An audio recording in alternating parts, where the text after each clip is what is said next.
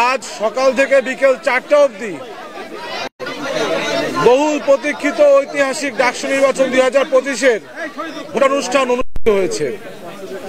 আমরা প্রথমে ঢাকা বিশ্ববিদ্যালয়ের শিক্ষার্থীদেরকে অভিনন্দন এবং শুভেচ্ছা জানাতে চাই, কেননা এই অতিরিক্ত গরমের ভিতরেও দীর্ঘ লাইনে দাঁড়িয়ে থেকেও সকল প্রতিবন্ধকতাকে উপেক্ষা করে তারা আজ তাদের ভোটাধিকার প্রয়োগ করেছে।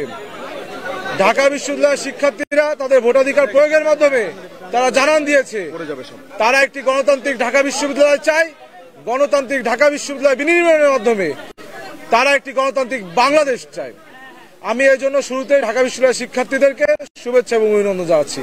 একই সাথে আমি গভীর দুঃখ প্রকাশ করছি আজকে আমাদের এই ডাকসু নির্বাচন অনুষ্ঠানকে কভার করতে যে একজন সাংবাদিক ভাইয়ের মৃত্যুবরণ করেছে, আমরা এই জন্য প্রকাশ করছি।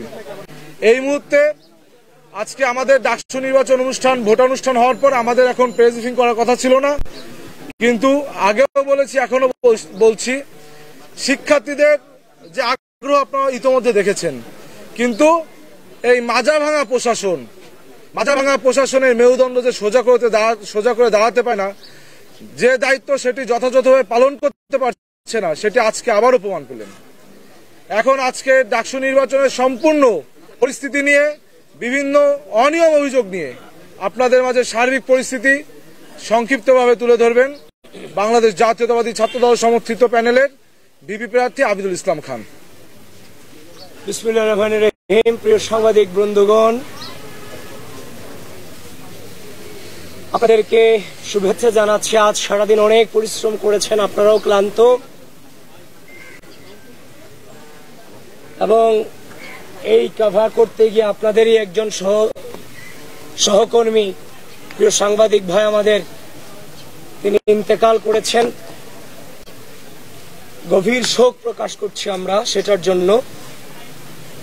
তাছাড়া ঢাকা বিশ্ববিদ্যালয়ের শিক্ষার্থীদেরকে আমি শুভেচ্ছা জানাচ্ছি যে সকল প্রতিকূলতাকে উপেক্ষা করে তারা তাদের জায়গা থেকে দায়িত্ব পালনের চেষ্টা করে গেছেন ভোটাধিকার প্রয়োগের মধ্য দিয়ে।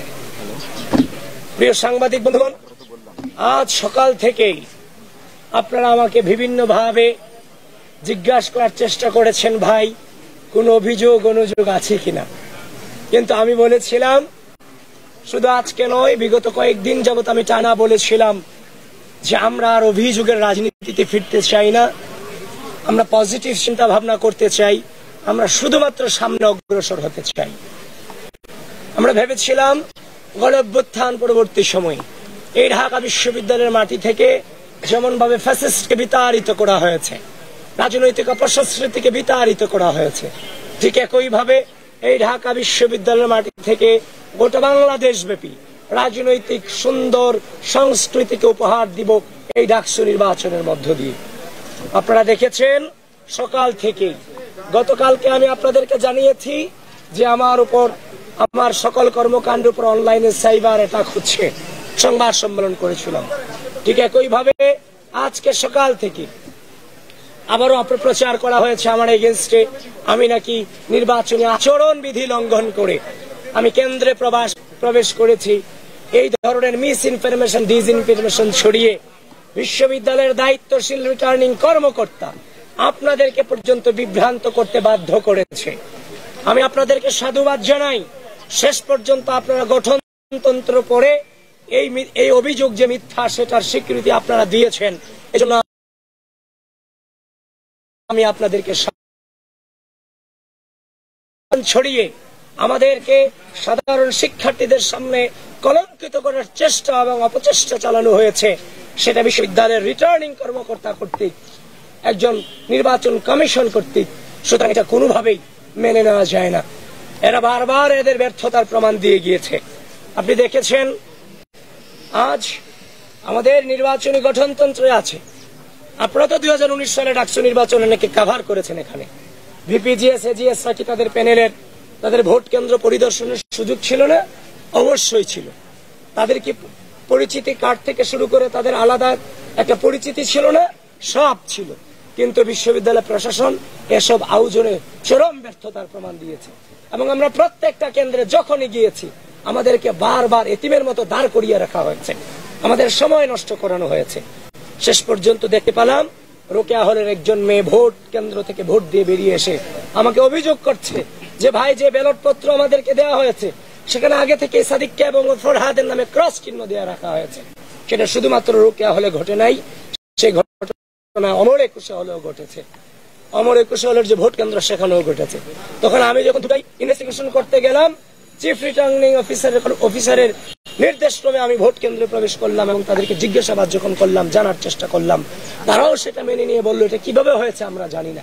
সুতরাং স্পষ্টভাবে জানিয়ে দিতে চাই, যেহেতু ঘটনা দুই জায়গায় ঘটনা ঘটেছে, প্রমাণিত হয়েছে, তার মানে এর আগেও অনেক ব্যালটে সম্ভবত আমরা যতটা নিশ্চিত হচ্ছি, আমরা জানি না কত ব্যালটে আগে থেকে চিহ্ন ভরে ব্যালট বক্স ভরে দিয়ে রাখা হয়েছে, সেটা আমাদের এখনো পর্যন্ত আমাদের জানা নাই। যেহেতু ঘটনা দুইটা প্রমাণ পেয়েছি, তার মানে এরকম ঘটনা আরো ঘটেছে, এটা নিঃসন্দেহে এটা আমরা অনুমান করতে পারছি।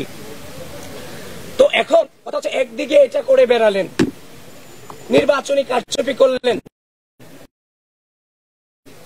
এখন নির্বাচনী কারচুপি করার পরে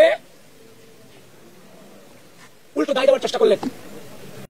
তারপরে হচ্ছে যে আমাদের যে সকাল থেকে পুলিশ এজেন্ট থেকে শুরু করে আমাদের প্রার্থীদেরকে তো জ্বালানো হয়েছে। তারপরে হচ্ছে যে আমাদের যে সামনে যে আচ্ছা যে 41 জন ব্যক্তির নাম তো মনে রাখা না কারো পক্ষে, 41টা ব্যালট নাম্বার কি মনে রাখা সম্ভব? তা আমরা যখন ভোট কেন্দ্রের 100 মিটার দূরত্ব থেকে যখন আমরা আমাদের যখন ব্যালট নম্বর গুলো দিচ্ছিলাম, এগুলো সকালে প্রত্যেকটা কেন্দ্রে কেন্দ্রে আমাদেরকে বাধা প্রদান করা হয়েছে, যেটা কোনোভাবেই মেনে নেওয়ার মতো নয়। তারপর হচ্ছে অমর একুশে হলের যে ঘটনায় আপনারা জানেন, একজন নির্বাচন কর্মকর্তাকে সেখানে বরখাস্ত পর্যন্ত করা হয়েছে। তারপর হচ্ছে যে আপনার বিশ্ববিদ্যালয়ে আমি যতক্ষণ পর্যন্ত ঘুরে দেখি বিভিন্ন ধরনের বহিরাগত ব্যক্তিদেরকে আমি দেখা পেয়েছি। আমি আশ্চর্য হচ্ছি, কেউ বলছে কুড়িগ্রাম থেকে এসেছে, কেউ বলছে যে আমি এই এলাকার নেতা। আমি দেখেছি জামায়াতের অনেক নেতা পাশের নামে এই ঢাকা বিশ্ববিদ্যালয় আজকে সারাদিন ঘুরে বেরিয়েছে। তাহলে এই যে ঢাকা বিশ্ববিদ্যালয়ের ভিসি এবং প্রক্টর আমাদের পুলিং এজেন্ট দিতে গিয়ে আপনারা আমাদের সাথে নানান ধরনের প্রতারণা করেছেন।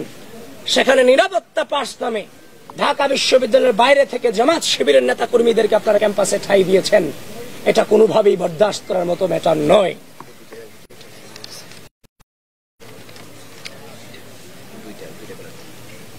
হ্যাঁ, তারপর আমরা আরো দেখেছি এবং প্রমাণ আছে আমাদের কাছে, সেই ছেলেটাও আমাদের কাছেই আছে। এমন কয়েকটা অভিযোগ আমরা পেয়েছি, সেন্ট্রাল ব্যালট 2টা করে দেওয়া হয়েছে এবং অনেকে 2টা জায়গায় জমা দিয়ে আসছে এখানে। এবং আমরা দেখতে পাচ্ছি সেটার রেজাল্ট কিছুটা ভোট গ্রহণে কিছুটা প্রভাব ফেলেছে বলে লাস্ট 1 ঘন্টায় বিজয় 71 হলের যে ভোট কেন্দ্র ছিল সেখানে দেখানো হয়েছে লাস্ট 1 ঘন্টায় 100 কাউন্ট হয়েছে, কিন্তু এখানে যারা অবস্থান করেছে তারা আমাদেরকে নিশ্চিত করেছে লাস্ট 1 ঘন্টায় 100 জন স্টুডেন্ট আসেনি এখানে বিজয় 71 হলের যে ভোট কেন্দ্র ছিল। তারপর হচ্ছে যে আমরা এখনো পর্যন্ত বিশ্ববিদ্যালয় প্রশাসনের কাছে 12টা অভিযোগপত্র জমা দিয়েছি, লিখিত অভিযোগ আমরা জমা দিয়েছি। সবকিছু মিলিয়ে আমরা যে নির্বাচন আশা করেছিলাম যে আমরা কোনো প্রশ্ন রাখতে চাই না, আমরা সেই নির্বাচনের কাছ থেকে আমরা সেই শুরুতেই গণ অভ্যুত্থান পরবর্তী যে গণতান্ত্রিক চেতনা, সেই চেতনাকে ব্যাহত করা আছে। আপনি আশ্চর্য হবেন, সেই টিএসসিতে একজন ম্যাম, মুনামি ম্যাম, সহকারী প্রক্টর, তিনি আমাদের মেয়ে সূচনা পাঠ কক্ষ বিষয়ক সম্পাদক রোকেয়া হলের মুনামিকে বলেছে, তোমার ছাত্র কিভাবে থাকে আমি তোমাকে দেখে দিব। ম্যাডামকে তো হিংস্র আচরণ করার প্রয়োজন ছিল না, এটা তো নির্বাচন। সে তার শুধুমাত্র আপনার হচ্ছে যে আমাদের ব্যালট নম্বরগুলো বিতরণ করার কারণে তাকে ছাত্রত্ব নিয়ে নেওয়ার হুমকি তিনি দিয়েছেন এবং বাজে বিহেভ আমাদের সাথে করেছেন। এবং তিনি রোকেয়া হলে যতবার আমি returning officer, chief returning officer থেকে শুরু করে প্রত্যেকের অনুমতি নিয়ে যতবার প্রবেশ করতে চেয়েছি, আমাকে বারবার তারা বাধাগ্রস্ত করেছেন। তো সবকিছু মিলিয়ে আমরা ধৈর্য ধারণ করেছি। আপনারা আমাদেরকে বারবার বলেছেন, আমি দুপুর পর্যন্ত বলেছি আমি কোনো অভিযোগ করতে চাইনি। আজকে আমরা এই গণতন্ত্রকে আমরা অনুভব করতে, আমরা এনজয় করতে চাই। দুপুর 1-12টার পর থেকে যখন এগুলো আসতে থাকে তখন তো আর মুখ বন্ধ করে থাকা যায় না। সুতরাং আমরা যখন দেখেছি ব্যালট 2 সেন্টারে ব্যালট নিয়ে কারচুপি হয়েছে, তার মানে ধরে নিতে পারছে এমন কারচুপির ঘটনা অনেক ঘটেছে। এখনো পর্যন্ত ধৈর্য ধারণ করে আছি। আমরা সুস্থ, স্বাভাবিক, নিরাপদ ক্যাম্পাস বিনির্মাণে প্রত্যয়ী। কিন্তু স্পষ্টভাবে জানিয়ে দিতে চাই, যদি একইভাবে ভোট গণনাতে ম্যানিপুলেট করার বিন্দু পরিমাণ চেষ্টা করা হয় এবং যারা বাংলাদেশের স্বাধীনতা সার্বভৌমত্বকে বিশ্বাস করেন না, যারা এই ক্যাম্পাসের সাধারণ শিক্ষার্থীদের মত প্রকাশের স্বাধীনতাতে বিশ্বাস করেন না, যারা এই ক্যাম্পাসের সাধারণ শিক্ষার্থীদের মানবাধিকারে পূর্ব বিশ্বাস করেননি, এখনো করেন না, তারা যদি ভোট গণনার ম্যানিপুলেটের মধ্য দিয়ে যদি নির্বাচনী ফলাফলকে ব্যাহত করার বিন্দু পরিমাণ চেষ্টা করে, ঢাকা বিশ্ববিদ্যালয়ের সাধারণ শিক্ষার্থীরা সম্মিলিতভাবে তাদেরকে প্রতিরোধ করবে ইনশাআল্লাহ। এবং আমরা ইতিমধ্যে দেখতে পাচ্ছি নীলক্ষেত, কাঁটাবন, চাংখারপুল, চারদিক থেকে দেশব্যাপী জামায়াত শিবিরের নেতাকর্মীরা সংঘবদ্ধভাবে অবস্থান নিয়েছে।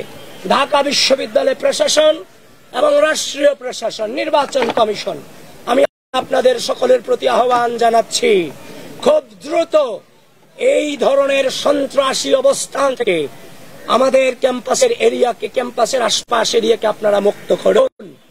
এই ধরনের যোদ্ধাংদেহী অবস্থান কোনোভাবেই আমরা গণঅভ্যুত্থান পরবর্তী সময়ে আশা করিনি এবং সেটা রাখিওনি। সুতরাং আশা রাখছি আপনারা সেই ব্যবস্থাগুলো আপনারা নেবেন। আর এখন যেহেতু ভোট গণনা চলছে, আপনারা আপনাদের জায়গা থেকে সজাগ দৃষ্টি রাখুন। আমরা আমাদের জায়গা থেকে সজাগ দৃষ্টি রাখার চেষ্টা করছি।